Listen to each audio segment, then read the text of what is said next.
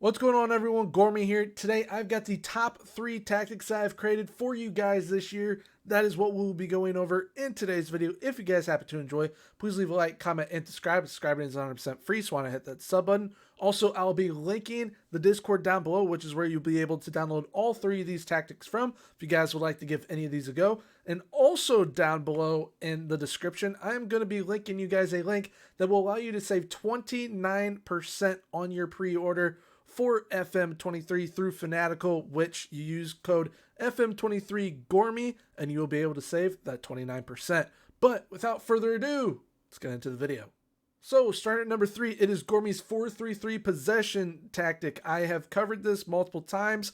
This video, the top 5 video, and its own video. So I'll be linking the top 5 and its own video down below in the description if you guys would like to see what I rate as my top 5, and of course if you guys want to see a deep dive into this tactic. But this tactic is absolutely incredible when it comes to possession.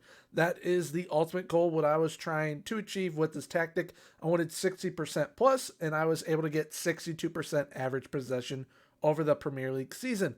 Also had a pretty high rate at passing, which is absolutely awesome. This tactic is very solid, very well rounded, and this is definitely a tactic that if you want to play more possession minded or just have a more well-rounded team play experience, this is the tactic to use. Starting up top, we've got a pressing forward on support left as is. On the right wing, we have an inverted winger on attack with crosses aimed at center, closed down more, mark tighter, and mark specific position, which is the opposing left center back. On the left wing, we've got an inside forward on attack with crosses aimed at center, closed down more, mark tighter, and mark specific position, which is the opposing right center back. In the midfield, we've got a central midfielder on attack on the right side with take more risks, crosses aimed at center, stay wider, close down more, tackle harder, and mark tighter. On the left side of central midfield, we've got a box-to-box midfielder with close down more, tackle harder, and mark tighter. At defensive mid, we have got a halfback on defend with close down more, tackle harder, and mark tighter. In the left back position, we've got a wing back on support with crosses aimed at center, sit narrower, close down more, and mark tighter. At right back, we have got a full back on support with crosses aimed at center, cut inside with ball, sit narrower, close down more, and mark tighter. Left center back, we have got a ball playing defender on defend with close down less, tackle harder, and mark tighter. And then right center back, we have a central defender on defend with close down less, tackle harder, and mark tighter. And the sweep keeper on defend and net was left as is.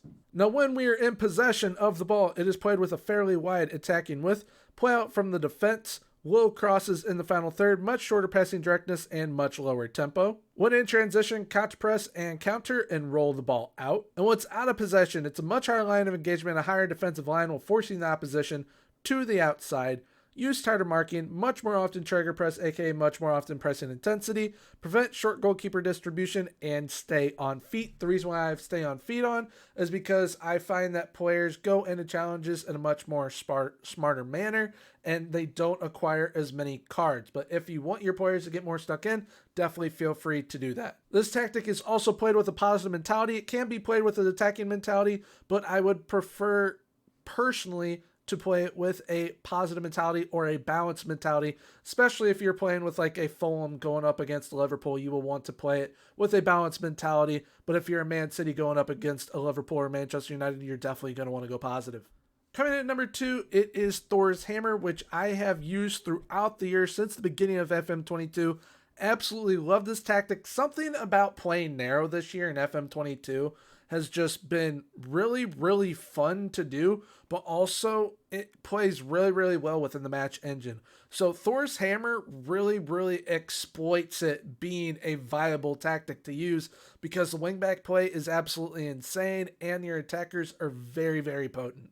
So getting started up top, we've got an advanced forward on attack with take more risks, dribble more, and tackle harder. Also up top, we've got a pressing forward on attack with take more risks, dribble more, and shoot more often. In the attacking midfielder area, we have got an advanced playmaker on support with dribble more, move into channels, and tackle harder. In central midfield on the left side, we've got a box-to-box midfielder on support left as is. On the right side of central midfield, we've got a Mazzala on support left as is. In defensive midfield, we have a ball-winning midfielder on defend, also left as is. Both wingbacks on the left side and the right side are both on attack, and they have take more risks, shoot less often, and tackle harder. The left center back is a ball playing defender, on defend with dribble more, shoot less often, stay wider, and tackle harder. The right center back is a central defender, on defend with stay wider and tackle harder. And the goalkeeper is a sweep keeper, on support, left as is. When we are in possession of the ball, it is played with a narrow attacking width, overlap on the left and the right, and play out from the defense. Work the ball into the box, use mixed crosses, standard passing directness, and higher tempo. When in transition, counter press and counter distribute quickly by rolling the ball out. And once we're out of possession, we use the offside trap, much higher line of engagement, and a standard defensive line,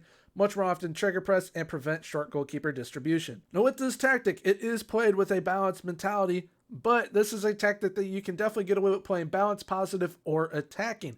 Positive is kind of the best of both worlds, and positive, in my opinion, after testing it multiple times, is the best mentality to use. So this tactic on positive mentality, especially when I used to use it all the time, it was absolutely insane. This is a tactic that can definitely win you leagues. Now, at the lower level, if you were doing a save and you're at the lower levels, you will want to take off play out from the defense and probably work ball into box as well. I would suggest taking off play out from the defense first and keep work ball into the box on. But if you're struggling to score, go ahead and take that off. But all in all, Thors Hammer, absolute banger of a tactic. Have had a lot of fun using it this year, and it comes in at number 2. Now coming in at number 1 is probably the most fun tactic I have used this year. It is also the most attacking tactic I have used this year, and it is absolutely insane. It is the 5-2-1-2 Kratos. This tactic made me fall in love with playing a 5 in the back. It is absolutely overpowered within the match engine. I have also used it in online drafts, and it did pretty well, but in an offline save, it is absolutely absurd.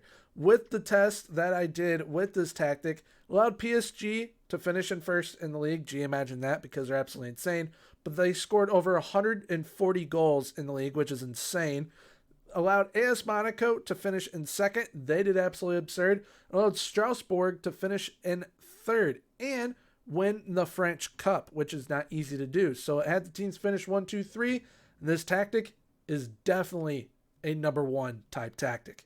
Getting things started up top, both strikers are advanced forwards on attack. They take more risks, shoot more often, and stay wider. And the attacking midfield role, we've got a shadow striker on attack with nothing added, but that shadow striker adds as a kind of deep line striker and is super overpowered when playing in between the two strikers. Left side is central midfield. We've got a central midfielder on attack with take more risks, crosses aimed at far post, and move into channels. Right center midfield, we have got a deep line playmaker on support with crosses aimed at the far post. Both wing backs are on attack and crosses are aimed at center. The left center back and right center back are both central defenders on defend, both left as is. And the central defender is a ball playing defender on cover left as is. And the goalkeeper on defend was also left as is. Now when we are in possession, it is played fairly narrow. We overlap on the left and the right and work the ball into the box.